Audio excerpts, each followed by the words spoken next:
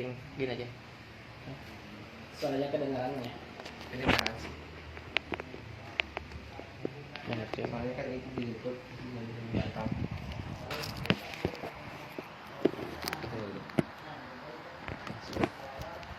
Biasanya suka ini suka apa?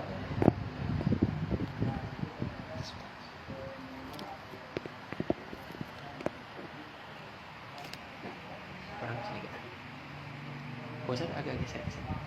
Jadi nggak kelihatan berapa orang yang nontonnya ya? Pak ngedit.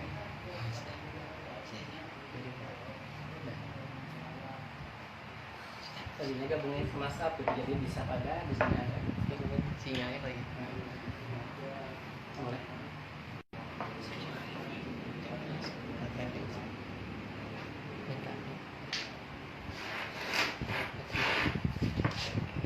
Mengapa rasanya? Cobain. Ya, langsung aja.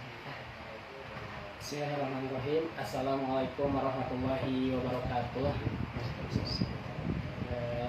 Selamat sore, selamat berjumpa dengan kami berdua, yaitu saya sebagai CEO Aiza Bayrama Collection. Kebetulan ownernya lagi di jalan, insya Allah nanti bergabung.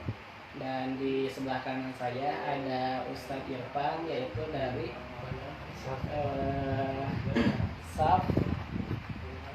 satu sub nanti bisa dicek di Instagramnya sub ya betul ya betul. Alhamdulillah kajian pertama, semoga kedepannya rutin ya. Amin insyaallah. Kita mulai saja. Saya silakan waktunya kepada Ustaz Irfan. Untuk itu kami persilahkan. Baik, alhamdulillah minasyaitonirrajim. Bismillahirrahmanirrahim. Assalamualaikum warahmatullahi wabarakatuh. Alhamdulillahilladzi allafa baina qulubina fa asbahna bi ni'matihi ikhwana. Asyhadu an la ilaha illallah wahdahu la syarikalah wa asyhadu anna Muhammadan abduhu wa rasuluh la nabiyya wa la rasula ba'da amma ba'd. Alhamdulillah, terima kasih kepada Ustaz Rahmat dan Aiza Collection yang kerjasama dalam hal mengedukasi yang alhamdulillah pada kesempatan ini kita bersama-sama ingin mencoba menggali bagaimana perjalanan suci para nabi.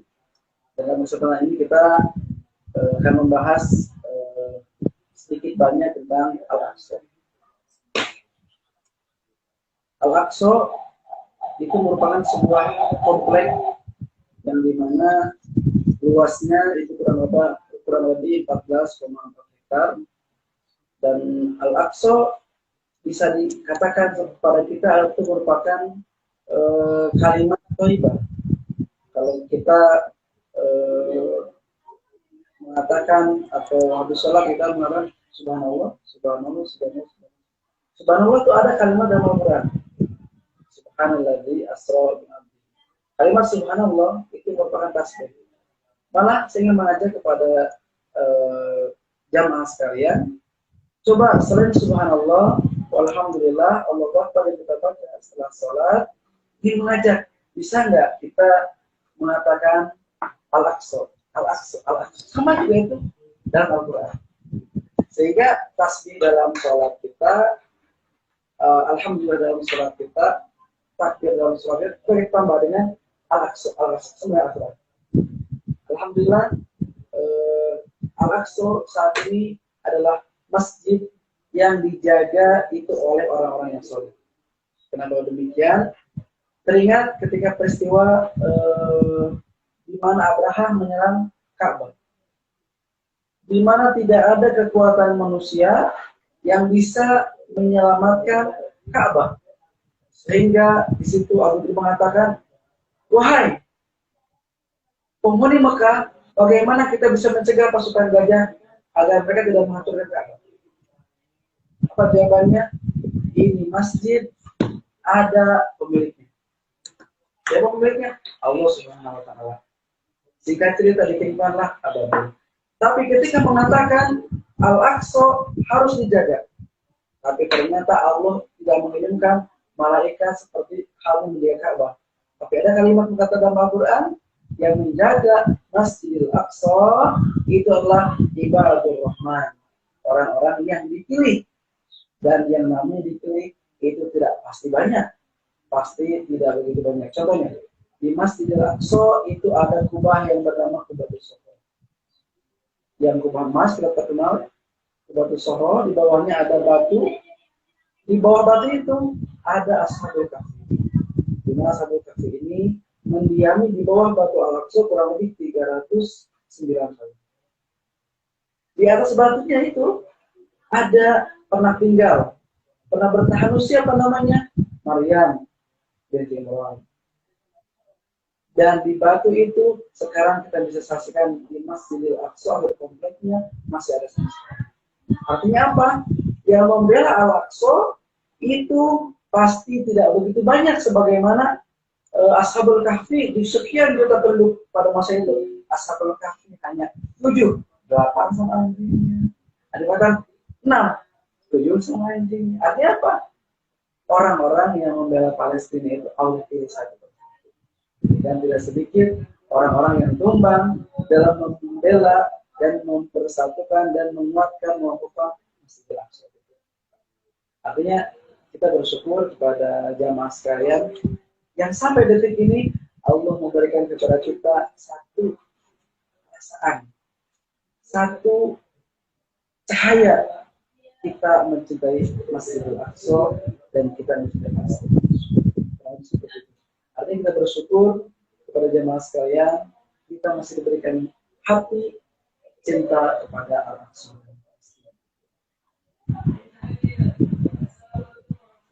Bagaimana? Silakan. Kita mungkin kita lebih forum. Untuk teman-teman semua, silakan boleh bertanya. Nanti ketika jawab satu-satu ya, biar lebih enak gitu ya. Boleh silakan untuk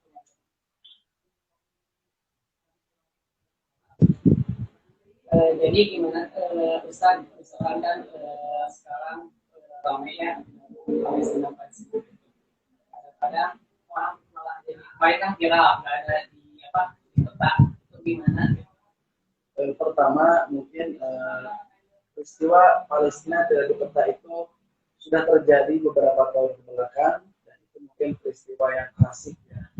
Artinya kita kembali lagi, biarpun Palestina tidak ada di peta dunia, jadi Palestina tidak nampak di peta global, tapi yakinlah Palestina tetap berada di Indonesia.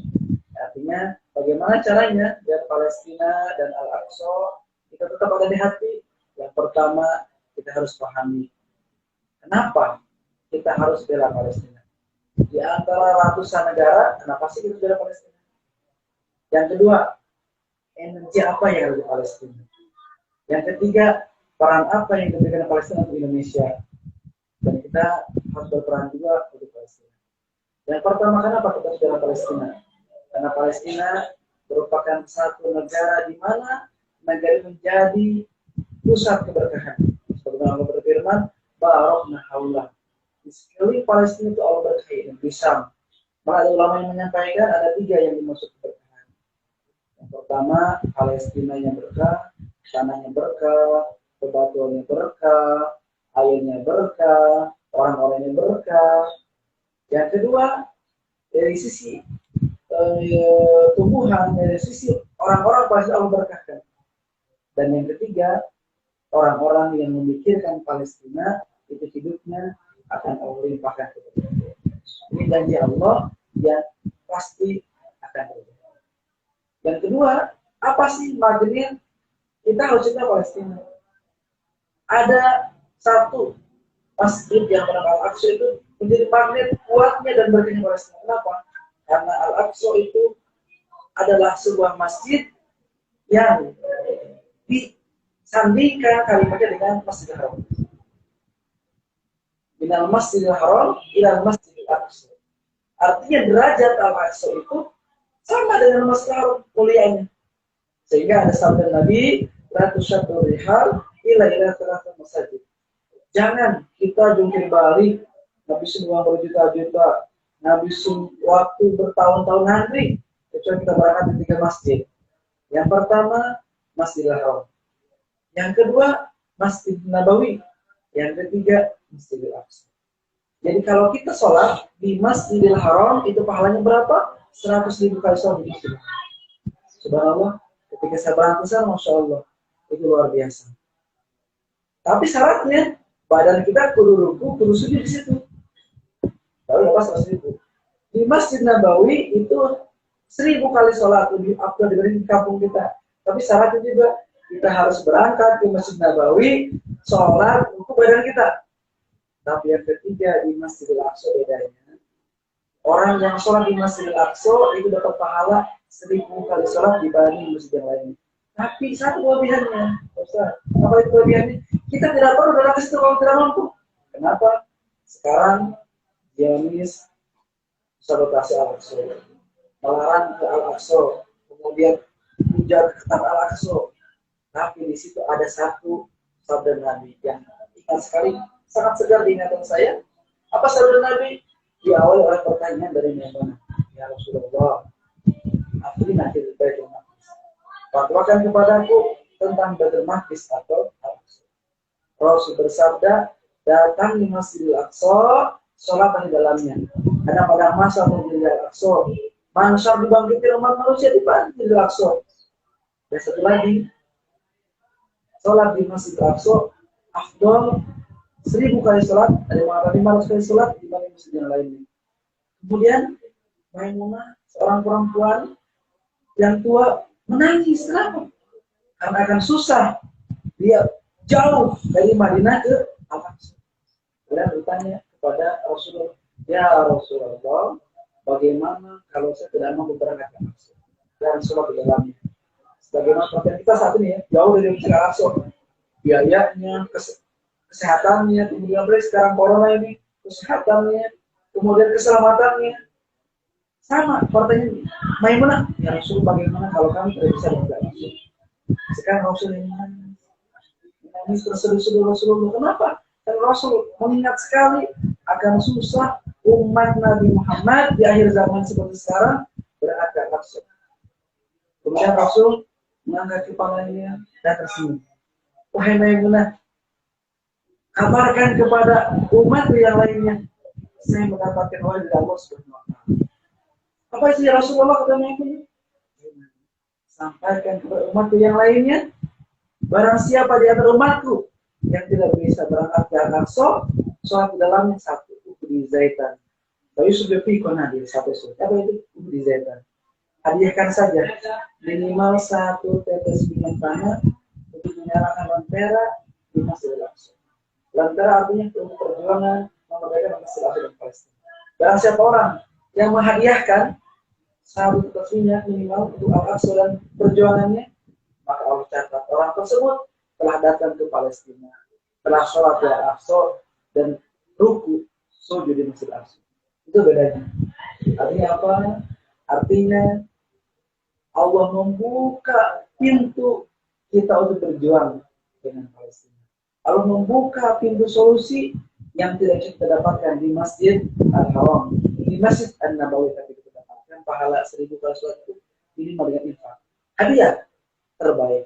Artinya gini Pak Haji, kira-kira kalau hadiah itu, nah maksudnya meminta hadiah nih, itu dengan hal yang biasa apa yang luar biasa?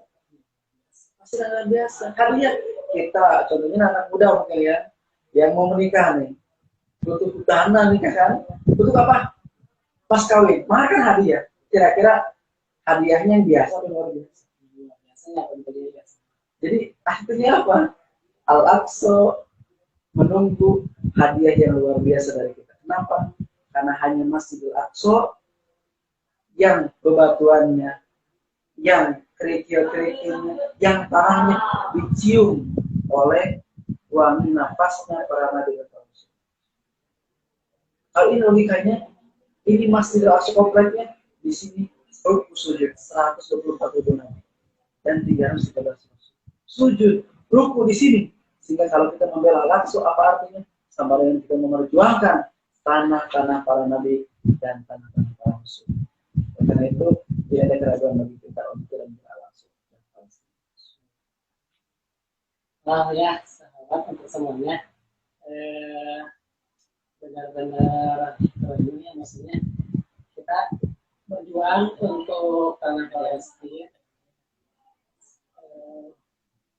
telah menegakkan hadis-hadis Rasulullah juga tadi itu.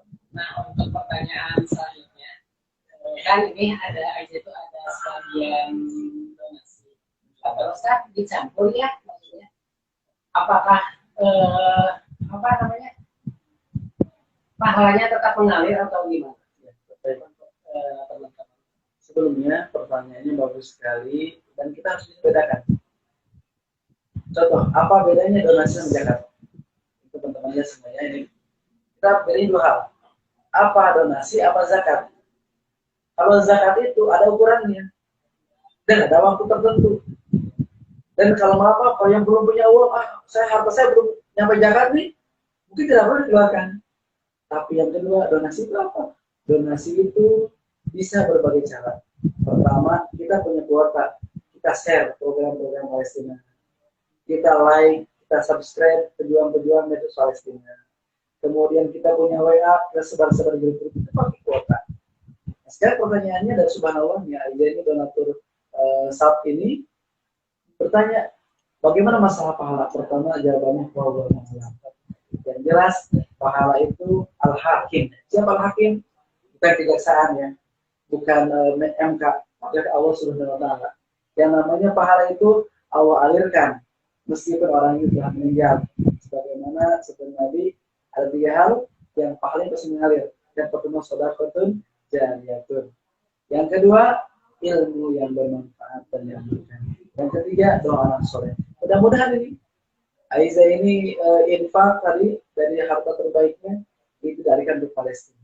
Senantiasa membuat keberkahan untuk Aiza dan untuk kita sekalian.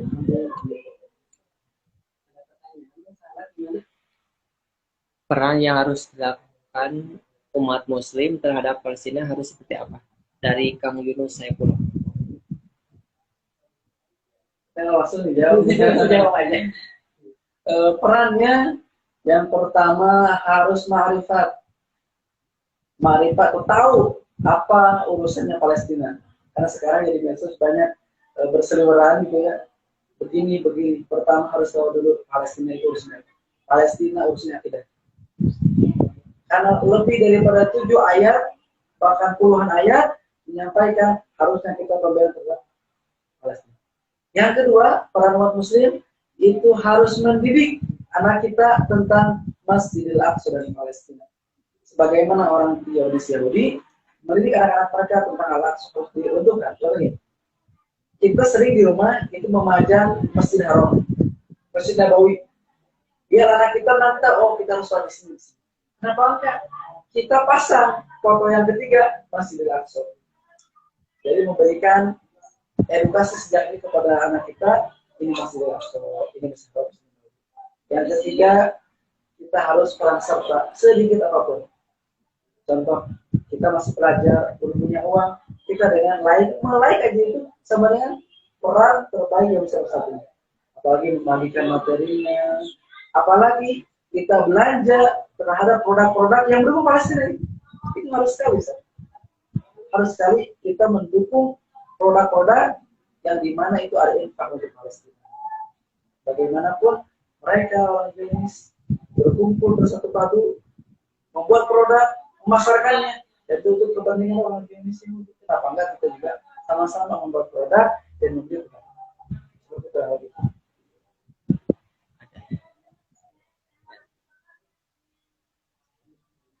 Pertanyaan dari yang Kasela ya. Bagaimana caranya agar kita bisa menanamkan cinta Palestina terhadap generasi milenial saat ini? Dari Ian Kasela. Oh iya, milenial itu memang saat ini adalah jiwa yang sedang panas darahnya. Tentunya kita harus tahu, jiwa milenial harus baca bagaimana kisah Muhammad Al-Fatih. Dan milenial harus tahu juga bahwa di akhir zaman itu nanti yang akan membesar Al-Aqsa itu yakin adalah kita. Contoh, Allah telah memberikan kesempatan membawa jaya Islam pertama oleh bangsa Arab di bawah komando Rasul Muhammad SAW. Para Rasyidin mampu Islam berjaya di sini. Kemudian masa itu diganti oleh siapa? Umar bin Salah al-Ayyubi, itu orang Kristen. Kesempatan itu Allah berikan untuk menjaga Islam di dunia orang-orang Kristen. Dan kesempatan itu sudah diberikan kepada mereka. Pertanyaan ini milenial Indonesia dan milenial ASEAN, kebetulan saya termasuk di anggota di Ikatan Ulama Asia Pasifik. Saya mengajak milenial yang ada di Asia Pasifik khususnya, di ASEAN dan di Indonesia secara khususnya, di Jawa Barat khusus lagi, dan di Cianjur lebih khusus lagi. Coba kita bayangkan. Ternyata satu suku yang belum Allah berikan kesempatan membawa Islam bangkit. Suku apa? Suku Melayu. Jadi harus yakin, kaum milenial sekarang giliran antum berperan untuk membawa Islam bangkit. Sekarang peran antum milenial untuk paham bagaimana Palestina, apa peran kita, dan satu lagi, apa perjuangan dari kita untuk Palestina. Artinya, ini kesempatan orang-orang milenial, bagaimana kita meyakinkan bagi kesempatan kita, bangsa Melayu, Allah pantaskan untuk membawa Islam dan Al-Aqsa. Kita harus kembali ke pertanyaan.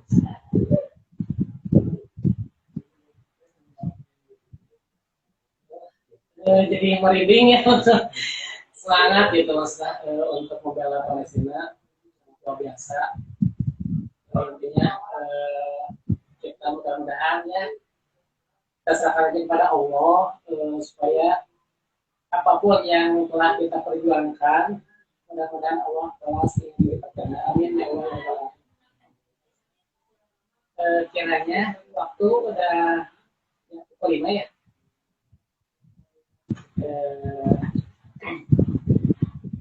Terima kasih Ustaz, beneran ini mah jadi semangat untuk benar-benar membela Palestina.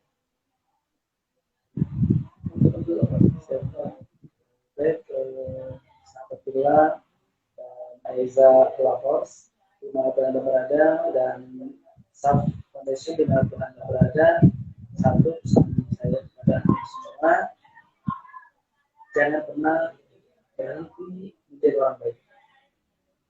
Kenapa? Dengan menjadikan Palestina pusat muara energi perjuangan kita, itu merupakan hal yang baik. Share, menyampaikan, menyebarluaskan urusan Palestina, itu pun hal yang baik. Jadi jangan sampai kita bosan menjadi orang yang baik. Dan iblis pun itu tidak pernah bosan menjadi makhluk yang memberikan keraguan-raguan kepada kita, yang memberikan was-was kepada kita. Karena itu, jadilah orang yang terus menjadi orang yang baik dan berjiwalah berstandar. Terima kasih, Wajib dan semuanya. Assalamualaikum.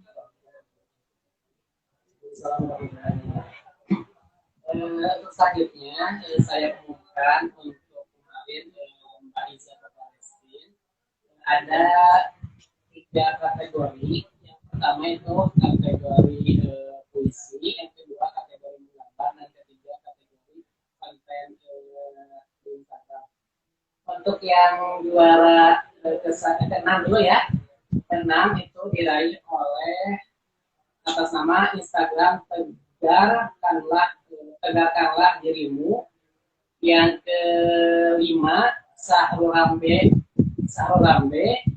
Yang ke-4 itu Alfa_Nisa_2. Yang ketiga itu Sa_Anissa01. Yang kedua itu Widiawati 9906. Dan yang pertama itu Saya Istiqomah, penggambar. Mudah-mudahan nanti boleh di DM yang jual-jualannya, nanti kita kirim paket hadiahnya. DM aja ya, nanti dibaca oleh kita. Untuk itu saya pamit, mohon maaf ya atas segala kekurangan. Terima kasih banyak. atas ilmunya yang sangat luar biasa tentang memberikan saya terus pencerahan dan semangat terus untuk perjuangan di Palestina. Sekian dari saya. Assalamualaikum warahmatullahi wabarakatuh.